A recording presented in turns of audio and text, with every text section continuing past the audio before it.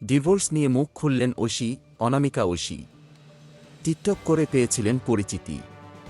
পরে আলোচনায় আসেন বদমাইশ পোলাপাইন ওয়েব সিরিজে অভিনয় করে। এরপর বেশ কিছু নাটকে কাজ করলেও তাকে আর সেভাবে ছোট পর্দায় পাওয়া যায়নি। সম্প্রতি আবারও তিনি আলোচনায়।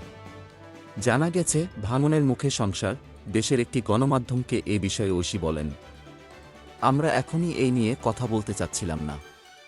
ও চাচ্ছে না, আমিও চাচ্ছি না। আমাদের এখনও ডিভোর্স হয়নি। আমরা দুজনই সেপারেশনে আছি। ও ক্লিয়ার করে বলতে পারছে না কি করবে, আমিও পারছি না।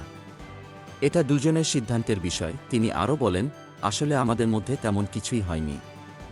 ওর কিছু জিনিস আমার ভালো লাগেনি, তাই আমি চলে আসছি। ঐশী বলেন, আমাদেরকে নিয়ে অনলাইনে খুব ট্রল হচ্ছে। এটা খুবই স্বাভাবিক, কারণ আমরা প্রায় 1 বছরের মতো একসঙ্গে ছিলাম পাবলিকলি।